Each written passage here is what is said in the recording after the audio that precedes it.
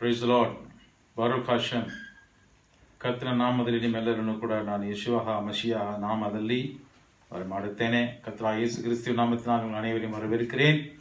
I welcome you all in the name of the Lord Jesus Christ for this Sunday message. Okay, கடந்த வாரத்திலே நாம் என்ன பார்த்தோம்? What did we see last week? ಕಳೆದ ವಾರದಲ್ಲಿ ನಾವು ಏನು ನೋಡಿದ್ದೇವೆ ಅಂದರೆ, ಯೇಸು ಕ್ರಿಸ್ತನು ನಮಗೆ ಶಾಸ್ತ್ರವಾಗಿದ್ದಾನೆ. ಯೇಸು ಕ್ರಿಸ್ತನ ಉಪದೇಶಗಳು நம்ம வேத கிரந்தவாಗಿದೆ. இயேசு கிறிஸ்துவனுடைய உபதேசங்கள் தான் நம்முடைய வேதமாக நாம் இன்றைக்கு வாசித்துக் கொண்டிருக்கிறோம். The Lord Jesus Christ taught his disciples whatever he taught, that has become our scripture for us today. And we have seen something deeper than that, more than that, that Jesus Christ is eternal. He is from the beginning, before the creation.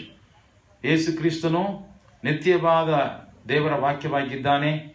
ಆತನು ನಿತ್ಯವಾಗಿ ಲೋಕದ ಸೃಷ್ಟಿಗೆ ಮುಂಚಿತವಾಗಿ ಇರುವ ಆತನಾಗಿದ್ದಾನೆ. ಯೇசு கிறிஸ்து அவர் மிகவும் முந்தினவர், எல்லா சிருஷ்டிகளுக்கும் முந்தின பேருமாய் இருக்கின்றார். அவர் ஆரம்பத்திலிருந்தே சிருஷ்டிகள் உருவாவதற்கு முன்பதாகவே அவர் இருக்கின்ற நித்தியமான தேவனாக, தேவனுடைய வார்த்தையாக இருக்கின்றார் என்பதை நாம் பார்த்துக் கொண்டிருக்கிறோம். அது மட்டுமல்ல, கிறிஸ்தவர்களாகிய சபையில் இருக்கக்கூடிய நமக்கு மட்டும் அவர் உபதேசம் செய்யவில்லை. அவர் வேதத்திலே நாம் பார்க்கிற எல்லா காலகட்டத்திலேயும் அவர் மனிதர்களோடு சஞ்சரித்துக் கொண்டு அவர்களுக்கு போதித்து வழி நடத்துகிறவராக இருக்கின்றார் என்பதை நாம் பார்த்து கொண்டிருக்கிறோம். ನಾವು ಕ್ರೈಸ್ತರ ಜೀವನದಲ್ಲಿ ಮಾತ್ರವಲ್ಲ, ಶಾಶ್ವತವಾಗಿ ಆತನು ಪ್ರಾರಂಭದಿಂದಲೇ ಮನುಷ್ಯರ ಜೊತೆಯಲ್ಲಿ ಮಾತನಾಡುವವನಾಗಿ, ಬೋಧಿಸಿ ನಡೆಸುವವನಾಗಿ, ಎಲ್ಲ ಕಾಲದಲ್ಲೂ ಜೀವಿಸುವಂತವನಾಗಿದ್ದಾನೆ ಎಂಬ ವಿಷಯವನ್ನು ನಾವು ನೋಡುತ್ತಾ ಇದ್ದೇವೆ. Jesus Christ is not only the lord for the church today, but he is been existing from before the creation and during all the time in the history of human life. He has been involving the lives of human beings, and he's been teaching and guiding the people. And we have seen that last week during the time of Moses. He met Moses. The time of Abraham, he met Abraham, and he gave them his word, and that they need to keep his commandments, and they need to fear him and walk in his ways and love him. When they do that, they became Rayah, the lovers, the associates. That's how Moses and Abraham, they became lovers of God's word, and they listened to God and they followed him, his footsteps, his instructions they kept, and they walked with him.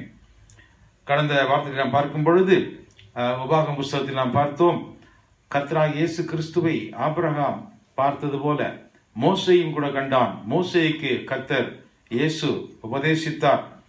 அவனுக்கு தன்னுடைய கட்டளைகளை, வழிமுறைகளை அவனுக்கு சொல்லிக் கொடுத்தார். அப்பொழுது கர்த்தருக்கு பயந்து அவருடைய வழிகளில் நடக்கிற மனுஷனாக அன்பு கூர்ந்து நடக்கும் பொழுது அது மனிதர்களுக்கு, இஸ்ரவேலர்களுக்கு மாத்திரமல்ல, எல்லோருக்கும் அது நன்மை பயக்கக்கூடியதாக, ஆசீர்வாதத்தை தரக்கூடியதாக இருக்கிறதை நாம் பார்த்தோம். அதே விதமாக புதிய ஏற்பாட்டிலும் கூட இயேசு கிறிஸ்து சீஷர்களுக்கு கற்பிக்கின்றார். அவைகள் எல்லாம் நாம் செய்யும் பொழுது நாம் அவரை நேசிக்கிறோம் என்று சொல்லுகின்றார். அப்படி செய்யும் பொழுது நாம் வேண்டிக் கொள்வது எல்லாம் நமக்கு அவர் கொடுக்கிறவராக இருக்கின்றார் என்பதை நாம் பார்த்தோம். ಕಳೆದ ವಾರದಲ್ಲಿ ನೋಡುವಾಗ ಧರ್ಮೋಪದೇಶ ಕಾಂಡದಲ್ಲಿ ಯೇಸು ಕ್ರಿಸ್ತನು ಅಬ್ರಹಾಮನಿಗೆ ತನ್ನನ್ನು ತೋರಿಸಿಕೊಂಡ ಹಾಗೆ ಮೋಶೆನಿಗೆ ಕೂಡ ತೋರಿಸಿಕೊಂಡನು. ಮೋಶೆಗೆ ತನ್ನ ದಾರಿಗಳನ್ನು, ತನ್ನ ಆಜ್ಞಾ ವಿಧಿಗಳನ್ನು, ತನ್ನ ಕಟ್ಟಳೆಗಳನ್ನು, ತನ್ನ ಮಾರ್ಗದರ್ಶನಗಳನ್ನು ಹೇಳಿಕೊಟ್ಟನು, ಬೋಧಿಸಿ ನಡೆಸಿದನು. ದೇವರ ವಾಕ್ಯಕ್ಕೆ ವಿಧೇಯರಾಗಿ ಅವರು ನಡೆಯುವಾಗ, ಪ್ರೀತಿಯಿಂದ ಅದನ್ನು ಕೈಕೊಂಡು ನಡೆಯುವಾಗ ಅದು ಅವರಿಗೆ ಹಿತಕರವಾಗಿದೆ. ಅದು ಅವರ ಆರೋಗ್ಯಕ್ಕೆ, ಆಶೀರ್ವಾದಕ್ಕೆ, ನಿತ್ಯ ಜೀವಕ್ಕೆ ಅವುಗಳು ನಮ್ಮ ನಡೆಸುತ್ತವೆ ಎಂದು ನಾವು ನೋಡಿದೆವು.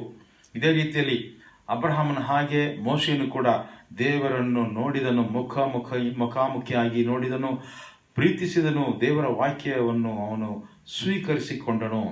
ಅದೇ ರೀತಿಯಲ್ಲಿ ಯೇಸು ಕ್ರಿಸ್ತನ ಶಿಷ್ಯರಿಗೆ ಕೂಡ ಯೇಸು ಹೇಳಿದ್ದಾನೆ, ನಾನು ನಿಮ್ಮನ್ನು ನನ್ನ ಸ್ನೇಹಿತರಾಗಿ ನಾನು ಕರೆಯುತ್ತೇನೆ, ನನ್ನನ್ನು ಪ್ರೀತಿಸಿದರೆ ನನ್ನ ಪ್ರಮಾಣಗಳು, ನನ್ನ ಕಟ್ಟಳೆಗಳನ್ನು ನೀನು ಕೈಕೊಳ್ಳುವಿರಿ ಅಂತ ಹೇಳಿದೆ. ಇದನ್ನು ನೋಡಿದ್ದೇವೆ. ಈಗ ಇವತ್ತು ನಾವು ನೋಡುವುದು ಇನ್ನೂ ಸ್ವಲ್ಪ ಒಳಗೆ ಹೋಗ್ತೇವೆ.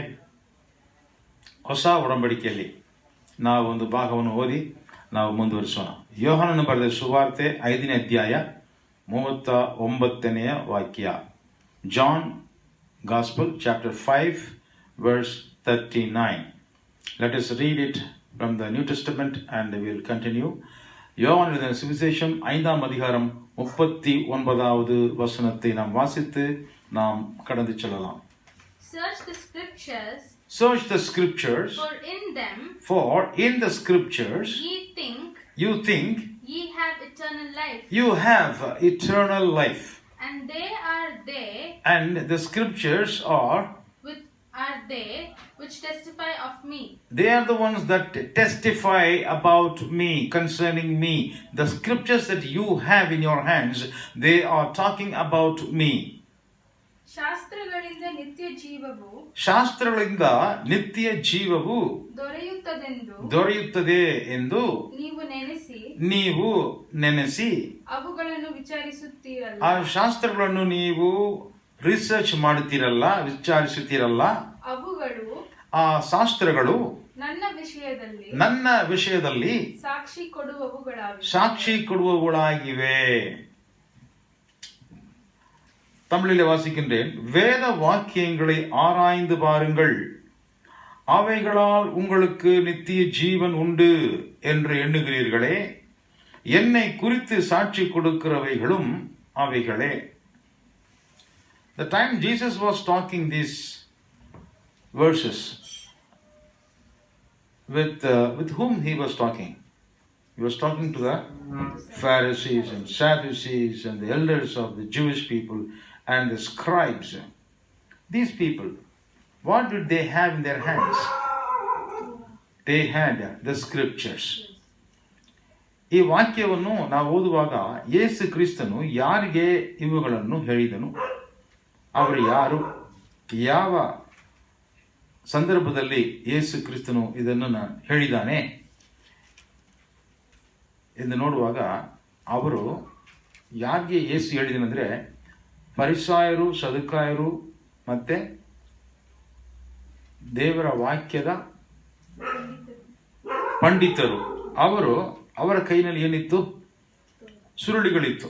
ಆ ಸುರುಳಿಗಳನ್ನು ಇಟ್ಕೊಂಡು ಅವರು ಯಾವಾಗಲೂ ಏನ್ ಮಾಡ್ತಾರೆ? ಬೋಧನೆ ಮಾಡುವವರಾಗಿ ಸುತ್ತಾಡ್ತಾ ಇದ್ದಾರೆ. ಅವರಿಗೆ ಗುಂಪು ಗುಂಪಾಗಿ ಶಿಷ್ಯರುಗಳು ಉಂಟು. ಅವರಿಗೆ ಆ ದೇವರ ವಾಕ್ಯವನ್ನು ಅವರು ಬೋಧಿಸಿ ನಡೆಸುವ ಒಂದು ನಾಯಕತ್ವ ಅವರಿಗೆ ಇತ್ತು. நாம் வாசித்த இந்த வசனங்களை இயேசு கிறிஸ்து எப்பொழுது சொன்னார், யாருக்கு சொன்னார் என்று சொல்லும் பொழுது, அவர் வாசித்த இந்த வாக்கியங்கள், சொன்ன இந்த வாக்கியங்கள் அவர் பரிசேயர்களுக்கும் சதுசேயர்களுக்கும் வேத பண்டிதர்களுக்கும் யூதர்களுடைய தலைவர்களுக்கும் அவர் சொல்லிக் கொண்டிருந்தார். அவர்கள் கையில என்ன இருந்தது? தோல் சுருள்கள் இருந்தது. வேத வாக்கியங்கள் என்று சொல்லும் பொழுது அது பழைய ஏற்பாடு என்று நாம் கருதுகிறோமே, அவைகளைத்தான் இங்கே நாம் வாசிக்கிறோம். ವೇದ ವಾಕ್ಯங்கள் ಇಲ್ಲಿ ನೋಡುವಂಥದ್ದು ಅದು ಯಾವುದಂದ್ರೆ ದೇವರ ಶಾಸ್ತ್ರಗಳು. ಶಾಸ್ತ್ರ ಅಂತ ಹೇಳಿದ್ರೆ ಅದು ಹೊಸ ಒಡಂಬಡಿಕೆಯ ಪತ್ರಿಕೆ ಯಾವುದಿಲ್ಲ. ಯೂದರ ಕೈಯಲ್ಲಿ ಇದ್ದದ್ದು ಯಾವುದಂದ್ರೆ, ಯಹೂದ್ಯರು ಅವರ ಗುರುಗಳು ಕೈನಲ್ಲಿ ಇಟ್ಕೊಂಡಿರುವುದು ಯಾವುದಂದ್ರೆ ಸುರುಳಿಗಳು. ಆ ಸುರುಳಿಗಳಿಗೆ ಹೆಸರು ಶಾಸ್ತ್ರ, ಧರ್ಮಶಾಸ್ತ್ರ. ಅದು ಯಾವುದಂದ್ರೆ ಹಳೆಯ ಒಡಂಬಡಿಕೆಯಿಂದ ನಾವು ಕರೆಯುವಂತ ಆ ಭಾಗಗಳು. The scriptures that we read here, it is not from the New Testament portions. All these things, whatever the scribes, the Sadducees and the Pharisees and the elders of the community, they were always keeping the law in their hands. The scriptures. The scriptures here is not including the New Testament at this point of time. ಯೇಸು ಕ್ರಿಸ್ತನು ಮಾತನಾಡುತ್ತಿರುವ ಈ ಸಂದರ್ಭದಲ್ಲಿ ಹೊಸ ಒಡಂಬಡಿಕೆಯ ಪುಸ್ತಕಗಳು ಯಾವುದೂ ಕೂಡ ಬರೆಯಲ್ಪಟ್ಟಿಲ್ಲ. ಯೇಸು கிறிஸ்து இந்த வசனத்தை சொல்லுகிற வேளையிலே புதிய ஏற்பாட்டினுடைய எந்த பாகமும் எழுதப்படவில்லை.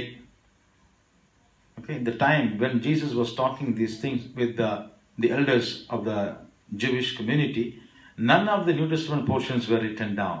So whatever they had is, we call it as the Old Testament. நமக்கு நாம் சொல்ல வேண்டும் சொன்னால், அவர்கள் கையிலே இருந்தது, அவர்கள் படித்துக் கொண்டிருந்தது, இயேசு கிறிஸ்துவை குற்றப்படுத்துவதற்காக அவர்கள் வேதங்களை ஆராய்ந்தது எல்லாமே பார்த்தீர்கள் என்று சொன்னால், அவைகள் பழைய ஏற்பாடு என்று நம்மாலே கருதப்பட்ட காரியங்கள். ஆனால் அவைகளை இயேசு கிறிஸ்து என்னவென்று சொல்லுகின்றார்? வேத வாக்கியங்கள் என்று சொல்லுகின்றார். So the so-called Old Testament scrolls, what we consider is outdated, but Jesus says they are the scriptures, and by reading them they have what? Eternal life. ನಾವು ಎಣಿಸಿಕೊಳ್ಳುವ ಹಳೆಯ ಒಡಂಬಡಿಕೆ ಇದು ಔಟ್ಡೇಟೆಡ್ ಆಗಿದೆ, ನಮಗಿಲ್ಲ. ಇವುಗಳು ಹಳೆಯ ಕಾಲದವರದೇ, ಇದು ಯಹೂದ್ಯರದು, ಇದು ಇಸ್ರಾಯೇಲರದು, ಇದು ನಮ್ದಲ್ಲ, ಇದು ನಮಗೆ ಅಲ್ಲ ಅಂತ ನಾವು ಹೇಳ್ತೀವಲ್ಲ. ಆದರೆ ಯೇಸು ಕ್ರಿಸ್ತ ಏನು ಹೇಳ್ತಾನೆ? ಅವುಗಳು ಶಾಸ್ತ್ರಗಳು, ದೇವರ ವಾಕ್ಯಗಳು. ಅವುಗಳನ್ನು ಓದುವವರಿಗೆ ಏನು ಸಿಗುತ್ತದೆ? ನಿತ್ಯ ಜೀವ ಸಿಗುತ್ತದೆ ಎಂದು ಯೇಸು ಕ್ರಿಸ್ತನು ಹೇಳುತ್ತಾನೆ. ಓಕೆ, ಎರಡನೇದು ಯಾವುದಂದ್ರೆ, ಅವುಗಳು ನೀವು ಓದುವಂತಹ ಆ ಸ್ಕ್ರಿಪ್ಚರ್ಸ್, ಆ ಸ್ಕ್ರೋಲ್ಸ್, ಆ ದೇವರ ವಾಕ್ಯಗಳು, ಆ ಗ್ರಂಥಗಳು, ಆ ಶಾಸ್ತ್ರಗಳು, the scriptures, they testify of me. ಅವುಗಳು ನನ್ನನ್ನು ಕುರಿತು சாட்சி கொடுத்தவே. நீங்கள் வாசித்துக் கொண்டிருக்கிற, நீங்கள் ஆராய்ந்து பார்க்கிற அந்த வேத வாக்கியங்கள், அவைகளினாலே உங்களுக்கு என்ன உண்டாயிருக்கிறது? நித்திய உண்டாயிருக்கிறது. அது மட்டுமல்ல, அந்த உங்களுக்கு நித்திய ஜீவனை கொடுக்கக்கூடிய அந்த வேத வாக்கியங்கள், அவைகள் என்னை குறித்து சாட்சி கொடுக்கின்றது. The scriptures that you have, you think by searching the scriptures you have eternal life. That is true. And the various scriptures that you search, they do testify of me. They are my testimony. The scripture that you possess, so-called God's word, the scrolls, they bear my testimony. Who I am, what I am doing. ಯೇಸು ಕ್ರಿಸ್ತನು ಯಾರು, ಆತನು ಏನು ಮಾಡಿದ್ದಾನೆ, ಏನು ಮಾಡ್ತಾ ಇದ್ದಾನೆ, ಅದಕ್ಕೆ ಒಂದು ಸರ್ಟಿಫಿಕೇಟ್, ಟೆಸ್ಟಿಮನಿ ಯಾವುದಂದ್ರೆ, ನೀವು ನಿಮ್ಮ ಕೈಲಿ ಇಟ್ಟಿರುವ ದೇವರ ಶಾಸ್ತ್ರಗಳು, ಅದೇ ಗ್ರಂಥಗಳು, ಸುರುಳಿಗಳು, the scripture, what you study sincerely, they testify about me.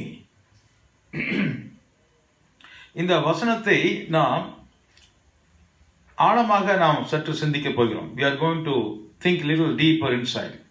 ನಾವು ಈ ವಾಕ್ಯಗಳನ್ನು ಸ್ವಲ್ಪ ಒಳಗೆ ನಾವು ಹೋಗಿ ನೋಡುವಾಗ, ಇದರಲ್ಲಿ ದೇವರು ಉಪಯೋಗಿಸಿದ ಒಂದು ಪದ ಯಾವುದಂದ್ರೆ, ಅವುಗಳು ನನ್ನನ್ನು ಕುರಿತು ಸಾಕ್ಷಿ ಕೊಡುತ್ತವೆ. They testify of me. அவைகள் என்னை குறித்து சாட்சி கொடுக்கிறவை என்று சொல்கிறார். இந்த சாட்சி கொடுப்பது, இந்த வார்த்தையை, this is a translation, translated as testifying of me. ಅವುಗಳು ನನ್ನನ್ನು ಕುರಿತು ಸಾಕ್ಷಿ ಹೇಳುತ್ತವೆ, அவைகள் என்னை குறித்து சாட்சி கொடுக்கின்றவைகள் என்று சொல்லுகின்றார். இது மூல பாஷையிலே இயேசு கிறிஸ்து பேசின பாஷை. அவர் கிரீக்கு பாஷையிலே பேசவில்லை, இங்கிலீஷிலே பேசவில்லை, KJV லாங்குவேஜிலே பேசவில்லை, தமிழிலே பேசவில்லை, கன்னட பாஷையிலே பேசவில்லை. அவர் பேசின பாஷை அரமாய்க் என்று சொல்லக்கூடிய எபிரேய பாஷையினுடைய ஒரு எபிரேயத்தை சார்ந்த ஒரு பாஷை. அது எபிரேய மொழிக்கும் அரமைக் மொழிக்கும் மிகவும் நெருக்கம் இருக்கிறது. அந்த வார்த்தையிலே அவர் சொன்னது என்னவென்று சொன்னால், நீங்கள் வைத்திருக்கிற அந்த வேத வசனங்கள் என்ன தெரியுமா, அது என்னுடைய மோவாடிம் என்று சொல்லுவார். மோஅடிம் ಇದು ஒரு ಎಬ್ರಾಯ ವಾರ್ತೆ. ಯೇಸು ಕ್ರಿಸ್ತನು ಹೇಳಿದ ಆ ಪದ ಯಾವ ಭಾಷೆಯಲ್ಲಿ ಹೇಳಿದ್ದಾನೆ ಅಂದರೆ, ನನ್ನನ್ನು ಕುರಿತು ಅವುಗಳು ಸಾಕ್ಷಿ ಕೊಡುತ್ತವೆ ಎಂದು ಹೇಳುವಾಗ ಆ ಪದ ಯೇಸು ಕ್ರಿಸ್ತನು ಗ್ರೀಕ್ ಭಾಷೆಯಲ್ಲಿ ಮಾತನಾಡಿಲ್ಲ, ಇಂಗ್ಲಿಷ್ ಭಾಷೆಯಲ್ಲಿ ಮಾತನಾಡಿಲ್ಲ, KJV ಆತನಿಗೆ ಗೊತ್ತಿಲ್ಲ, ತಮಿಳು ಕನ್ನಡ ಭಾಷೆಯಲ್ಲಿ ಗೊತ್ತಿಲ್ಲ. ಯೇಸು ಕ್ರಿಸ್ತನ ಮಾತನಾಡಿದ ಭಾಷೆ ಯಾವುದಂದ್ರೆ ಹಿಬ್ರೇ ಭಾಷೆಗೆ ಹತ್ತಿರದಲ್ಲಿರುವಂಥ ಅರಮೈಕ್ ಭಾಷೆ. ಅದರಲ್ಲಿ ಯೇಸು ಕ್ರಿಸ್ತನ ಉಪಯೋಗಿಸಿದ ಪದ ಯಾವುದಂದ್ರೆ ಮೊಅಡಿಮ್.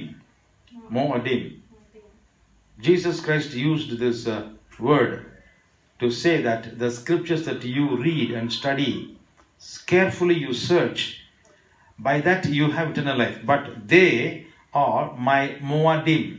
That is the word he exactly spoke. Moadim.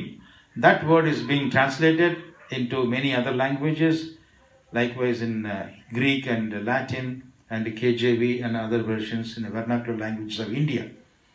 It is being translated as testimony. சாட்சி கொடுக்கிறது. ஓகே, இந்த மோவடிம் என்கிற வார்த்தை என்ன வார்த்தை? What is the meaning of this word ಮೊವಾಡಿಮ್? ಮೊವಾಡಿಮ್ ಎಂಬ ಈ ಎಬ್ರಿಯ ಪದಕ್ಕೆ ನಿಜವಾದ ಅರ್ಥ ಏನು ಅಂತ ಹೇಳುವಾಗ ತುಂಬ ಇಂಟ್ರೆಸ್ಟಿಂಗ್ ಆಗಿದೆ, ಸ್ವಾರಸ್ಯವಾಗಿದೆ. ಅದೇನೆಂದರೆ ಮೊವಾಡಿಮ್ ಅಂತ ಹೇಳುವಾಗ calendar days, fixed days, calendar days of my life. ನನ್ನ ಜೀವನದಲ್ಲಿ ನಿರ್ದಿಷ್ಟವಾದ ದಿನಗಳು, ಅದೇ ನಿಮ್ಮ ದೇವರ ವಾಕ್ಯವಾಗಿದೆ. ನೀನು ಓದುವಂಥದ್ದು ನನ್ನ ನಿರ್ದಿಷ್ಟವಾದ ದಿನಗಳನ್ನು ಕುರಿತು ನೀನು ಓದುತ್ತಾ ಇದ್ದೀರಾ. நீங்கள் படித்துக் கொண்டிருக்கிற, ஆராய்ந்து பார்த்து கொண்டிருக்கிற இந்த வேத வசனங்கள் என்னுடைய காலண்டர் நாட்களை அது உங்களுக்கு தெரிவித்துக் கொண்டிருக்கிறது. என்னுடைய காலண்டர் தினங்களை, அதனுடைய முக்கியத்துவங்களை உங்களுக்கு போதித்துக் கொண்டிருக்கிறது. நீங்கள் அவைகளை படிப்பதினாலே என்னுடைய நாட்களை நீங்கள் ஆராய்ந்து பார்க்கிறீர்கள். அவைகளினாலே உங்களுக்கு நித்திய ஜீவன் உண்டாயிருக்கிறது. So, Jesus is talking about the scriptures as his own calendar. The scripture is nothing but my calendar days. That's what he says. நீங்கள் வாசித்துக் கொண்டிருக்கிறது வேத வசனங்கள் அத்தனையும் என்னுடைய கால அட்டவணை, என்னுடைய நேரங்கள், என்னுடைய சமயங்கள், என்னுடைய நாட்களைத்தான் நீங்கள் என்ன செய்து கொண்டிருக்கிறீர்கள்? தியானித்துக் கொண்டிருக்கிறீர்கள். அவைகளை நீங்கள் தியானிக்கும் பொழுது அவைகளால் உங்களுக்கு நித்திய ஜீவன் உண்டு என்று சொல்கிறார். So what you are meditating, what you are researching is about my calendar days. Calendar days are giving details about what is happening, what has happened, what is to be happening, who is involved, what is involved. So you study about it and you get eternal life. So இதற்கு யூத பண்டிதர்கள் அவர்கள் எடுத்துக்கொள்கிற அர்த்தம் என்னவென்று சொன்னால், இயேசு கிறிஸ்து சொன்ன அந்த மோவாடிம் என்கிற பதமானது பண்டிகைக்காக முன்குறிக்கப்பட்ட நியமிக்கப்பட்ட நாட்கள். யூதர்களுடைய பண்டிகைகளுக்காக இஸ்ரவேல் ஜனங்கள் கர்த்தருடைய பண்டிகைகளை ஆசரிப்பதற்கு அவர்களுக்கென்று குறிக்கப்பட்ட தினங்கள் என்று அதற்கு அர்த்தத்தை சொல்கிறார்கள். The sages of the Jewish community, what they understand is, when we mention the word Moadim, it is the appointed days for the Israelite people to celebrate the festivals of the Lord. The festivals of the Lord. The feast for the Lord. It is been pointed out. It is been appointed. The appointed days. Where, how, who should gather, what should do. So these are the appointed days God has given for the Israelites to remember, to commemorate God, or about what God has been doing, or already what God has done, or what God is going to do, perform certain things in their life for the future. கடந்த காலத்திற்காகவோ அல்லது நிகழ்ந்த காரியங்களுக்காகவோ அல்லது இனி நடக்கக்கூடிய காரியங்களுக்காகவோ கர்த்தர் என்ன செய்திருக்கிறார் அல்லது செய்ய போகின்றார் அவைகளை ஞாபகத்தில் வைத்துக் கொள்வதற்காக முன்குறிக்கப்பட்ட நியமிக்கப்பட்ட தினங்கள், அதுதான் ಕ್ಯಾಲೆಂಡರ್ ಡೇಸ್, அதுதான் ಮೋವಾಡಿಮ್. ಕರ್ತನ ಹಬ್ಬಗಳನ್ನು, ಕರ್ತನು ಮಾಡುವಂಥ ಕಾರ್ಯಗಳನ್ನು ನೆನಪು ಮಾಡಿಕೊಳ್ಳುವುದಕ್ಕೋಸ್ಕರ ಒಂದು ನಿರ್ದಿಷ್ಟವಾದ ದಿನಾಂಕಗಳನ್ನು ಅವ್ರೇನ್ ಮಾಡ್ತಾರೆ,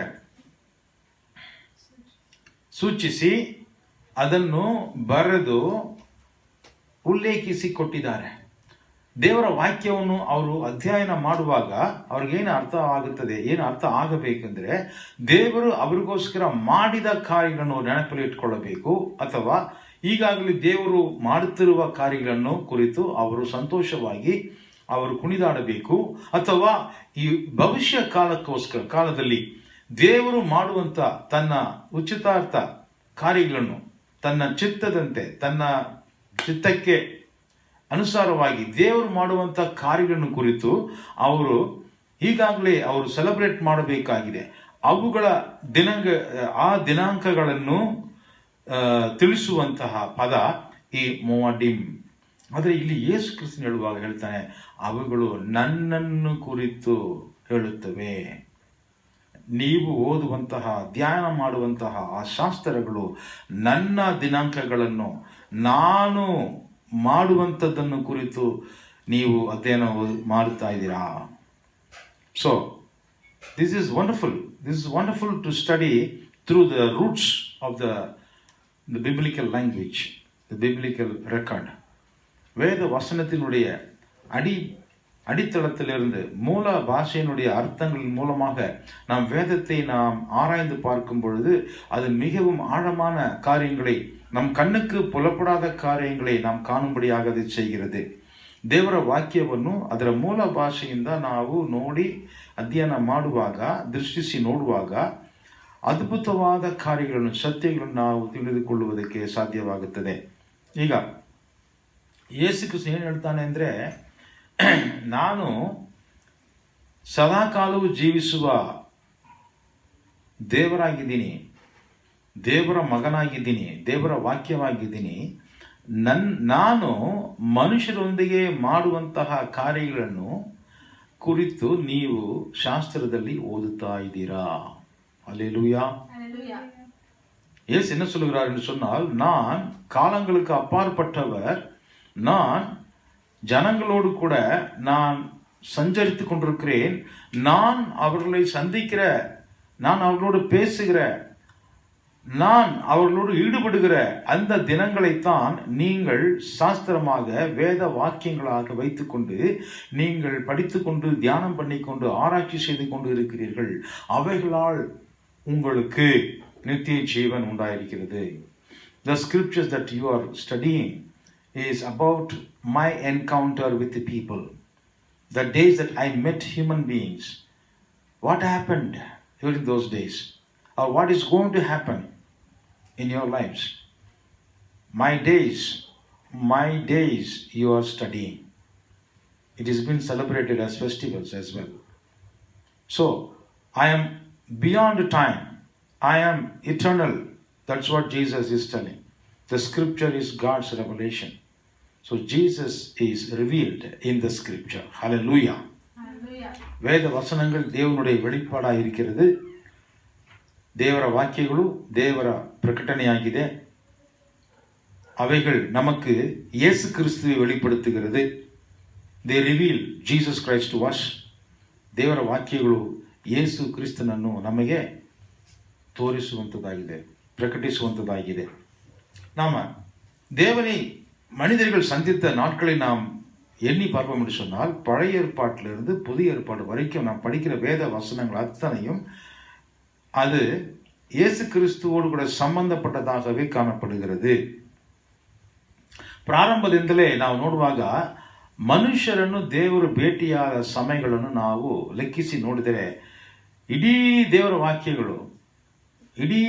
ದೇವರ ವಾಕ್ಯದಲ್ಲಿ ನಾವು ನೋಡುವಂಥದ್ದು ಎಲ್ಲವೂ ಯೇಸು ಕ್ರಿಸ್ತನ ದಿನಗಳೇ. ಯೇಸು ಕ್ರಿಸ್ತನು ಜನರೊಟ್ಟಿಗೆ ಸಂಧಿಸಿ ಮಾತನಾಡುವಂಥದ್ದೇ ನಾವು ನೋಡ್ತಾ ಇದ್ದೀವಿ. Right from the beginning, God is encountering with people. He is meeting people and He is discussing them, giving them direction and giving them commands, giving them guidelines to live. So when we study all those things, the whole scripture is revealing to us whom we are seeing in the scripture is none other than the Lord Jesus Christ Himself, the Son of God. eternal Son of God. நித்தியமான தேவனுடைய குமாரனாகிய இயேசு கிறிஸ்துவைத்தான் நாம் மீண்டும் மீண்டுமாக வேதம் முழுவதிலும் நாம் பார்த்து கொண்டிருக்கிறோம், நாம் படித்துக் கொண்டிருக்கிறோம்.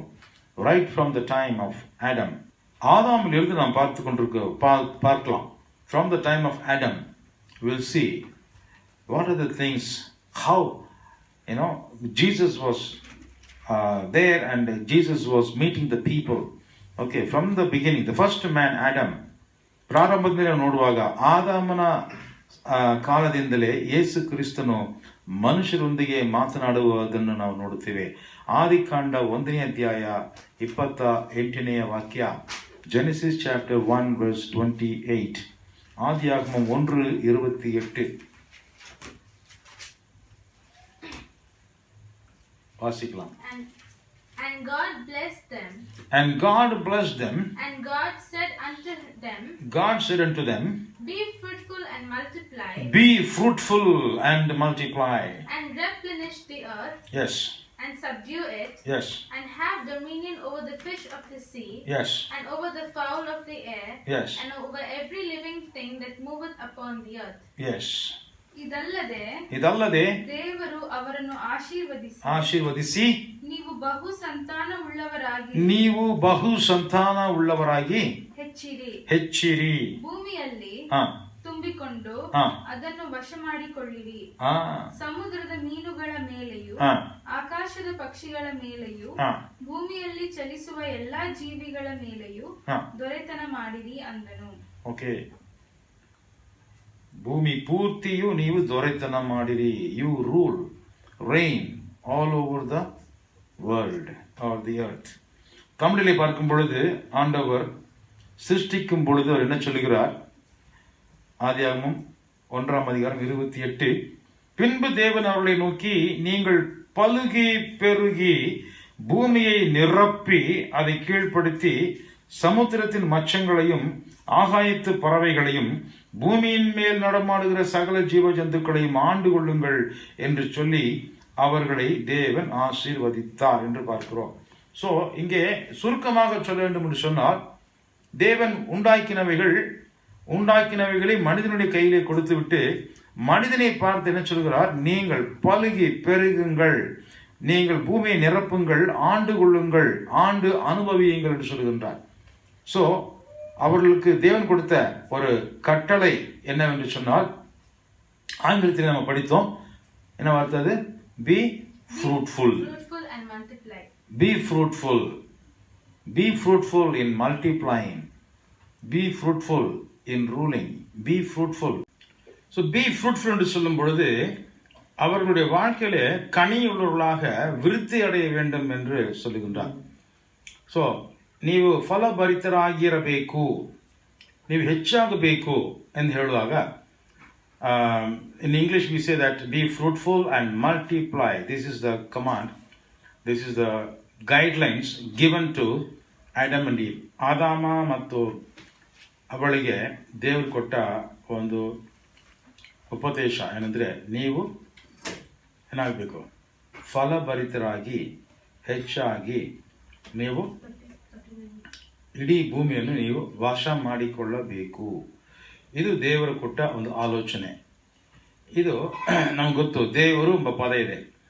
ಅಂದರೆ ಮನುಷ್ಯರೊಟ್ಟಿಗೆ ಯಾವಾಗಲೂ ಮಾತನಾಡುವಂಥ ವ್ಯಕ್ತಿ, ಮನುಷ್ಯರ ಜೊತೆಯಲ್ಲಿ ಸಂಚಾರ ಮಾಡುವಂಥ ವ್ಯಕ್ತಿ ಯಾರಿದ್ರೆ ಯಾವಾಗಲೂ ಮಧ್ಯಸ್ಥನಾಗಿರುವಂಥ, ದೇವರಿಗೂ ಮನುಷ್ಯರಿಗೂ ಮಧ್ಯಸ್ಥನಾಗಿರುವಂತಹ ವ್ಯಕ್ತಿ ಯಾರು?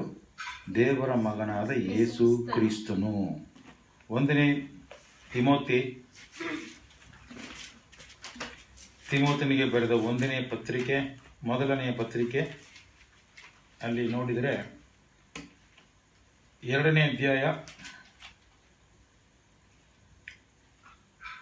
5ನೇ ವಾಕ್ಯ. 2ನೇ ಅಧ್ಯಾಯದಲ್ಲಿ 5ನೇ ವಾಕ್ಯ. For there is one God. There is one God. And one mediator. And there is one mediator. Between God and men. Between God and man. The man Christ Jesus. The man Christ Jesus. ಏಕೆಂದರೆ ದೇವರು ಒಬ್ಬನೇ. ದೇವರಿಗೂ ಮನುಷ್ಯರಿಗೂ ಮಧ್ಯಸ್ಥನಾಗಿರುವಂತ ವ್ಯಕ್ತಿ ಒಬ್ಬನೇ. ಆತನು ಯಾರೆಂದರೆ ಮನುಷ್ಯನಾಗಿ ಬಂದ ಯೇಸು ಕ್ರಿಸ್ತನೇ. Praise the lord.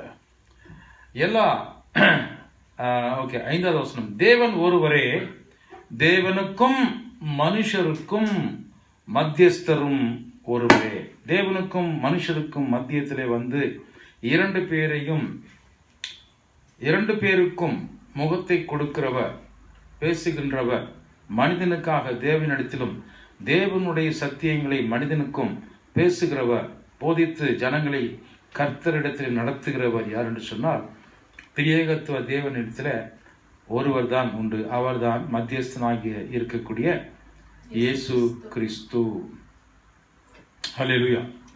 சோ இப்போ ஆதாமுக்கு இந்த காரியங்களை சொன்னவர் மறுபடியும் மீண்டுமாக சொல்லுகிறார். புதிய ஏற்பாட்டு என்று நாம் அழைக்கக்கூடிய இந்த காலகட்டத்தில் யோவான் சுவிசேஷம் 15ஆம் அதிகாரம் 1-2 வசனங்களை நாம் வாசிப்போம். ಯೋಹನನ ಸುವಾರ್ತೆ 15ನೇ ಅಧ್ಯಾಯದಲ್ಲಿ ವಾಕ್ಯಗಳು 1-2. John gospel chapter 15 verses 1 and 2. I am the true vine. I am the true vine. And my father is the husbandman. My father is the husbandman. Every branch in me that beareth not fruit, he taketh away. My father removes them. He taketh away. And every branch that beareth fruits, he purgeth it, that it may bring forth more fruits. ನಾನು ನಿಜವಾದ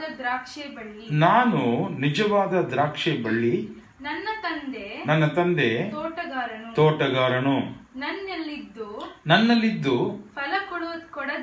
ಫಲ ಕೊಡದಿರುವ ಪ್ರತಿಯೊಂದು ಕೊಂಬೆಯನ್ನು ಆತನು ನನ್ನ ತಂದೆ ತೆಗೆದು ಹಾಕುತ್ತಾನೆ, ನನ್ನಿಂದ ತೆಗೆದು ಹಾಕುತ್ತಾನೆ. ಫಲ ಕೊಡುವ ಪ್ರತಿಯೊಂದು ಕೊಂಬೆಯು ಹೆಚ್ಚು ಫಲ ಕೊಡುವ ಹಾಗೆ ಅದನ್ನು ಶುದ್ಧಿ ಮಾಡುತ್ತಾನೆ. ಹೆಚ್ಚು ಫಲ ಕೊಡುವ ಹಾಗೆ ಆ ಗೊಂಬೆಗಳನ್ನು ಏನು ಮಾಡುತ್ತಾನೆ? ಶುದ್ಧಿ ಮಾಡುತ್ತಾನೆ. ஹல்லேலூயா. தந்தையாத தேவன் என்னுடைய பிதா திராட்சை செடியாக திராட்சை தோட்டக்காரராக இருக்கிற வேளையிலே நான் மெய்யான திராட்சை செடி என்று இயேசு இங்கே சொல்லுகின்றார். என்னிலே கனி கொடாதிருக்கிற கொடி எதுவோ அதை என் பிதா என்ன செய்கிறார்? அறுத்து போடுகிறார். என் பிதா அவைகளை அறுத்து போடுகிறார்.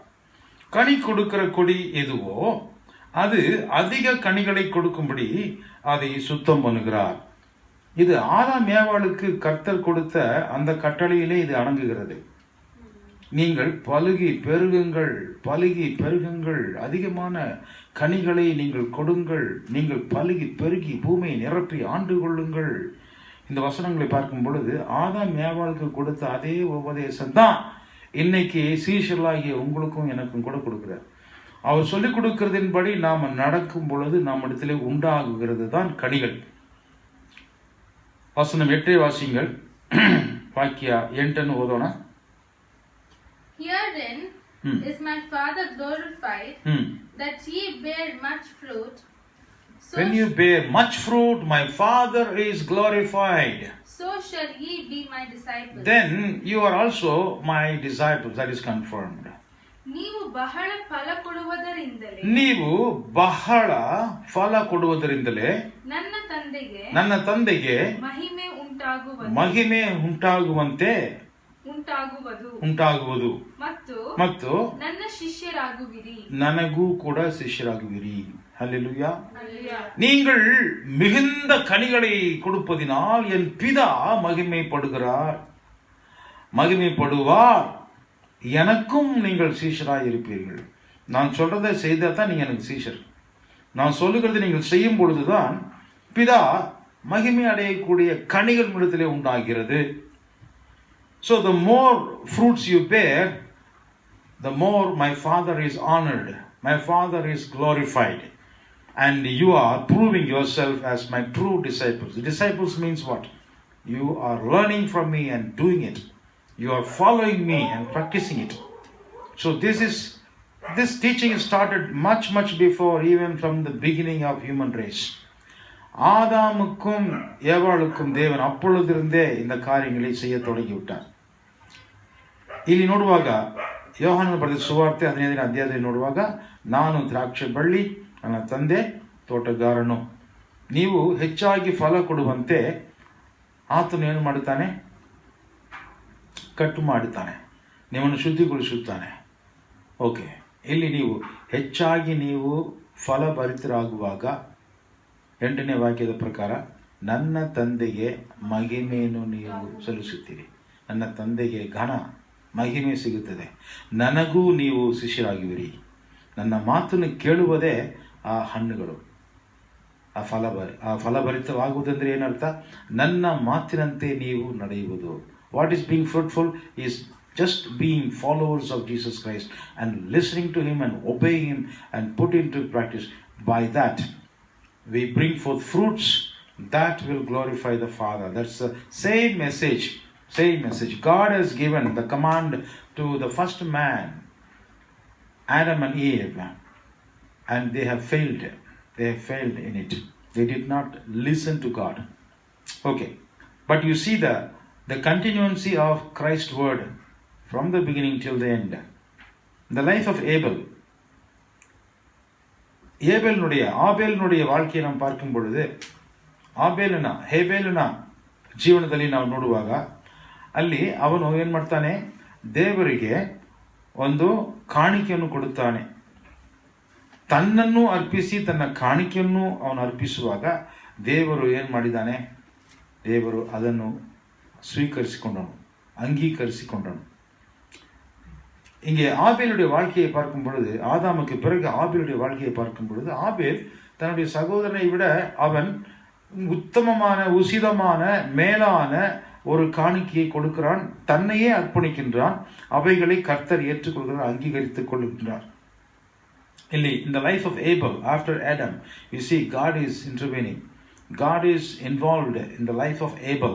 When Abel brought forth the better offering compared to his brother, he gave himself as well as his offering, and God took it, accepted him and his offering. Please read Genesis chapter 4 verse 4. ಆದಿಯಾಗಮಂ 4:4. ಆದಿಕಾಂಡ 4ನೇ ಅಧ್ಯಾಯದಲ್ಲಿ 4ನೇ ವಾಕ್ಯ. ಹೇಬೇಲನು ಹಾಗೆಯೇ ತನ್ನ ಹಿಂಡಿನಿಂದ ಚೊಚ್ಚಲ ಕುರಿಗಳನ್ನು ಕಾಣಿಕೆಯಾಗಿ ತಂದು ಅವುಗಳ ಕೊಬ್ಬನ್ನು ಹೋಮ ಮಾಡಿದನು. And Abel, he also brought of the firstlings of his flock and of the fat thereof. And the Lord had respect unto Abel. God has accepted him. God has respected him. And to his offering. And also he has accepted his offerings. ஆபேலும் தன் மந்தையின் தலையீற்றுகளிலும் அவைகளில் கொழுமையானவைகளிலும் சிலவற்றை கொண்டு வந்தான். ஆபேலையும் அவன் காணிக்கையையும் கர்த்தர் அங்கீகரித்தார் என்று பார்க்கிறோம். கர்த்தர் தன்னிடத்திலே வருகிறவனை விசுவாசத்தினாலே ஆபேல் வந்தான் என்று சொல்லி வேதம் சொல்கிறது. How God accepted Abel, why God did not accept Cain? Because we read that in the later revelation of God's word in the book of Hebrews, Abel by faith he offered the sacrifice. He gave himself first and then he gave the offering. And God saw that faith in Abel, he accepted him. Okay? ಕರ್ತನು ಆಬೇಲನ ಕಾಣಿಕೆಯನ್ನು ಯಾಕೆ ಅಂಗೀಕರಿಸಿದ್ದಾನೆ, ಕಾಯಿನನ್ನು ಯಾಕೆ ಬಿಟ್ಬಿಟ್ಟನು ಅಂದರೆ, ನಾವು ನಂತರ ಬಂದ ದೇವರ ವಾಕ್ಯದ ಪ್ರಕಟಣೆಯಲ್ಲಿ ನೋಡುವಾಗ ಅಲ್ಲಿ ಇಬ್ರಿಯರಿಗೆ ಬರೆದ ಸುವಾರ್ತೆ ನೋಡುತ್ತೇವೆ. ಅಲ್ಲಿ ಆಬೇಲನು ವಿಶ್ವಾಸ ನಂಬಿಕೆಯಿಂದ ಕರ್ತನಿಗೆ ತನ್ನನ್ನು ಅರ್ಪಿಸಿ ತನ್ನ ಕಾಣಿಕೆಯನ್ನು ಕೊಟ್ಟನು. ತನ್ನ ಸಹೋದರನಿಗಿಂತ ಸಹೋದರಿಗಿಂತ ಮೇಲಾದ ಒಂದು ಕಾಣಿಕೆಯನ್ನು ಕೊಟ್ಟನು. ಆದುದರಿಂದ ಆ ನಂಬಿಕೆಯನ್ನು ನೋಡಿದ ಕರ್ತನು ಅವನನ್ನು ಅಂಗೀಕರಿಸಿದನು. ಸೊ ಕಾಣಿಕೆಗಳನ್ನು ಅಂಗೀಕರಿಸುವಂಥ ಒಂದು ಘಟನೆಯನ್ನು ನೋಡುತ್ತೇವೆ. ಅವನನ್ನು ಕುರಿತು ಕರ್ತನೆ ಸಾಕ್ಷಿ ಕೊಡುವುದನ್ನು ನೋಡುತ್ತೇವೆ. Now we can see that the New Testament, Jesus is talking about the offerings and how God is accepting. In fact, he says by himself, who is accepted, who is better. Please read Mark chapter 12 verse 43. ಮಾರ್ಕನು ಬರೆದ ಸುವಾರ್ತೆ 12:43 ನೋಡುವಾಗ, ಹೊಸ ಒಡಂಬಡಿಕೆಯಲ್ಲಿ, ನಮ್ಮ ಪ್ರಕಾರ ಹೊಸ ಒಡಂಬಡಿಕೆಯಲ್ಲಿ ಯೇಸು ಕ್ರಿಸ್ತನು ನೋಡುತ್ತಾನೆ ಯಾರು ದೇವರಿಗೆ ಕಾಣಿಕೆಯನ್ನು ಅರ್ಪಿಸುತ್ತಾರೆ, ಯಾರದ ಕಾಣಿಕೆಗಳನ್ನು ದೇವರು ಅಂಗೀಕರಿಸುತ್ತಾನೆ. ಯೇಸು ಕ್ರಿಸ್ತನೇ ಅದನ್ನು ಹೇಳುತ್ತಾನೆ. ನಾವು ನೋಡೋಣ. ಮಾರ್ಕನು ಬರೆದ ಸುವಾರ್ತೆ 12:43.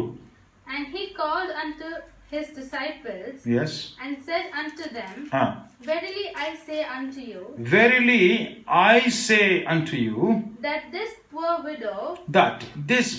widow hath cast more in, she has cast more coins in than all they which have than all those who are so-called rich people have cast into the treasury. They did not put so much in comparison with this poor widow. ಆಗ ಆತನು ತನ್ನ ಶಿಷ್ಯರನ್ನು ಹತ್ತಿರಕ್ಕೆ ಕರೆದು, ನಿಮಗೆ ನಿಜವಾಗಿ ಹೇಳುತ್ತೇನೆ, ಬೊಕ್ಕಸದಲ್ಲಿ ಹಾಕಿದವರೆಲ್ಲರಲ್ಲಿ ಈ ಬಡ ವಿಧವೆ ಹೆಚ್ಚು ಹಾಕಿದ್ದಾಳೆ. அப்பொழுது அவர் தம்முடைய சீஷரை அழைத்து, காணிக்கை பெட்டியில் பணம் போட்ட மற்ற எல்லாரை பார்க்கிலும் இந்த ஏழை விதவை அதிகமாய் போட்டாள் என்று மெய்யாகவே உங்களுக்கு சொல்லுகிறேன். இது சாதாரண மனுஷனுடைய ஒரு வார்த்தை அல்ல. ஒரு காணிக்கையை அங்கீகரித்துக் கொள்ளுகிற ஒரு சக்தி யாருக்கு உண்டு என்று சொன்னால் தேவனுக்கு தான் உண்டு. கர்த்தராகிய இயேசு கிறிஸ்து அவைகளை சொல்லுகின்றார். இது ஆபேலினுடைய காணிக்கையும் காயினுடைய காணிக்கையும் பார்த்து எவைகளை அங்கீகரிக்க வேண்டும் என்று நாம் ஆதியாகமத்திலே பார்த்தோமோ அந்த தேவனே இங்கேயும் பார்க்கின்றோம். அவர் இங்கே சொல்லுகின்றார், இந்த ஏழை விதவையினுடைய காணிக்கையை நான் பார்க்கிறேன், அவளை அங்கீகரிக்கிறேன். எல்லோரும் வருகிறார்கள், அவர்கள் காணிக்கையை போடுகிறார்கள். ஆனால் அவர்கள் எல்லாரும் இவளை விட அதிகமாக போடவில்லை. அவரிடத்தில் இன்னும் தங்களுக்காக வைத்துக் கொண்டிருக்கிறார்கள். முழுமையாக தன்னை அர்ப்பணிக்கவில்லை.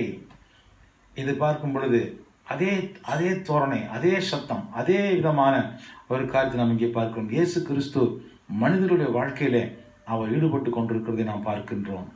அவர் பேசின அந்த வார்த்தைகள் தேவ வசனமாக இருக்கிறது. இதை நாம் பார்த்து கொண்டிருக்கிறோம். இன்னொரு கருத்தை கூட நாம் படித்து முடிக்கலாம். இன்றைக்கு ஏனோக்கினுடைய வாழ்க்கையை நாம் பார்க்கும் பொழுது, ஏனோக்கு கர்த்தரோடு கூட நடந்த ஒரு மனுஷனாக காணப்படுகிறார். ஆதியாகமம் 5ஆம் அதிகாரம் 22, Genesis chapter 5 verse 22. ಆದಿಕಾಂಡ 5ನೇ ಅಧ್ಯಾಯ 22ನೇ ವಾಕ್ಯದಲ್ಲಿ ನಾವು ಹನೋಕನನ್ನು ಕುರಿತು ನೋಡುತ್ತೇವೆ. ಹನೋಕನು ದೇವರೊಂದಿಗೆ ಅವನು ಸಂಚಾರ ಮಾಡಿದ ವ್ಯಕ್ತಿಯನ್ನಾಗಿ ನಾವು ನೋಡುತ್ತೇವೆ. We see a man in Genesis chapter 5 verse 22.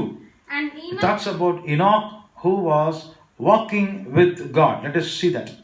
And Enoch walked with God after he begat Methuselah 300 years and begat sons and daughters. ಮೆತೂಷೆಲಹನು ಹುಟ್ಟಿದ ಮೇಲೆ ಹನೋಕನು ಗಂಡು ಹೆಣ್ಣು ಮಕ್ಕಳನ್ನು ಪಡೆದು ದೇವರ ಅನ್ಯೋನ್ಯತೆಯಲ್ಲಿ 300 ವರ್ಷ ಬದುಕಿದನು. Amen.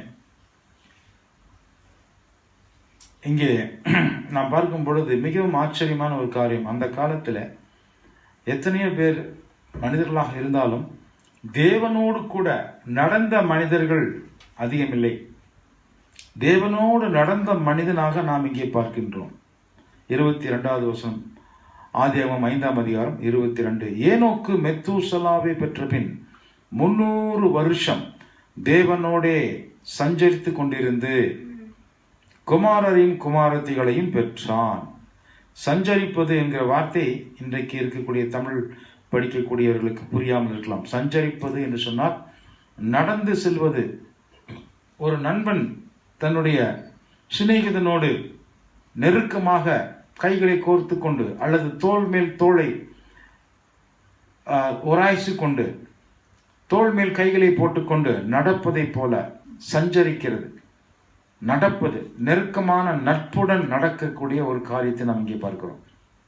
Here we see that a man who is walking with God, that word walking with God it's not just a passerby on the road.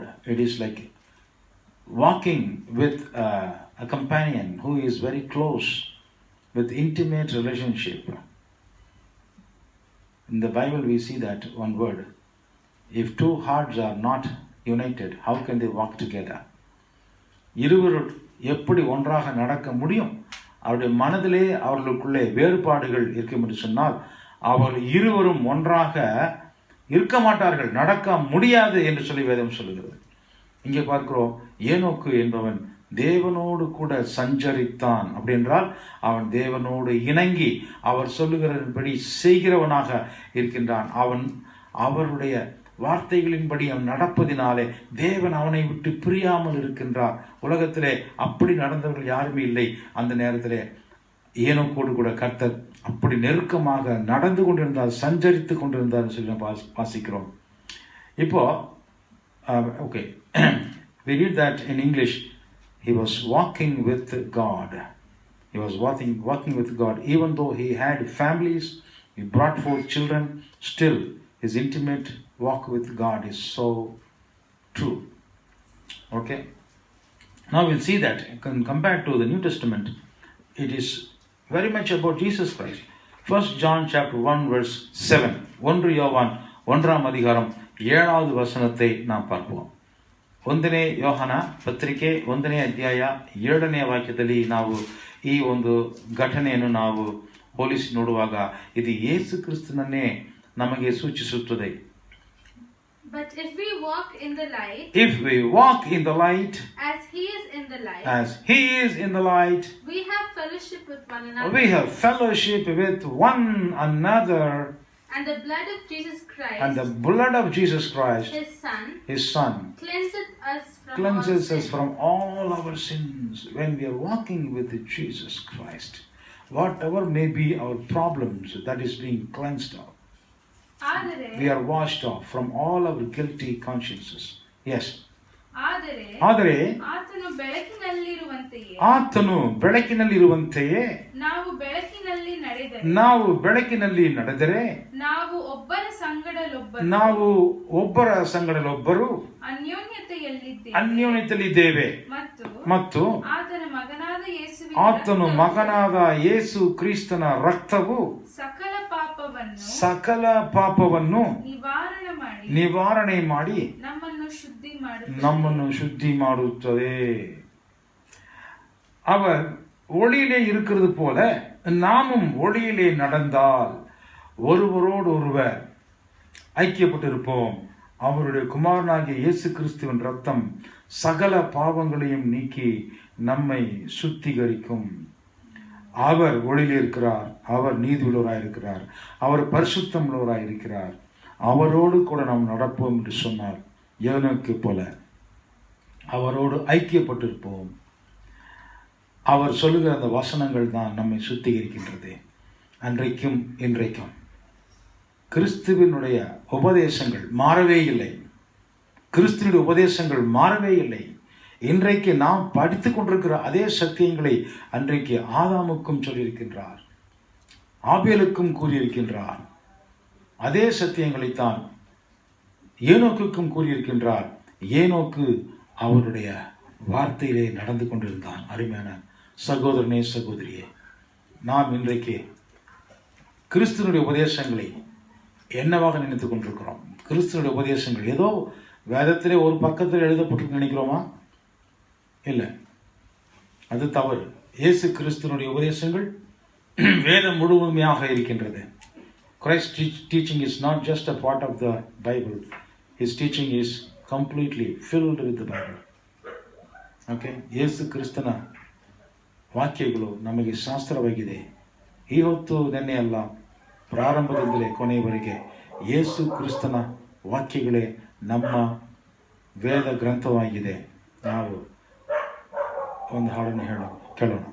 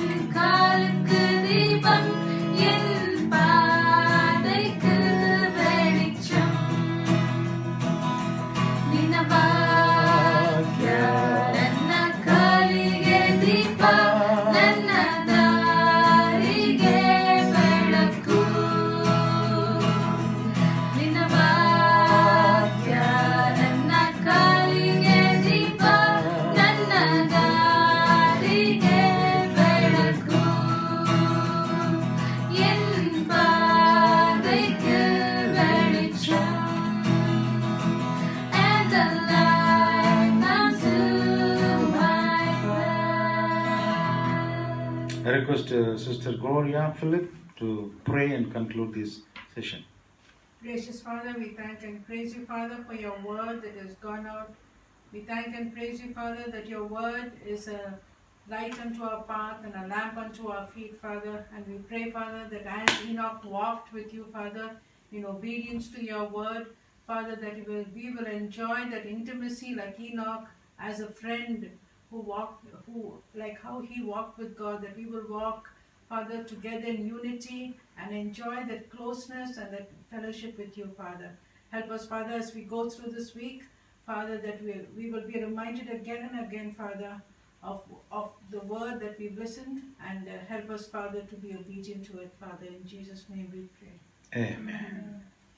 Thank you. Shalom. God bless you and keep you and be with you graciously. He'll provide for all your needs. Amen.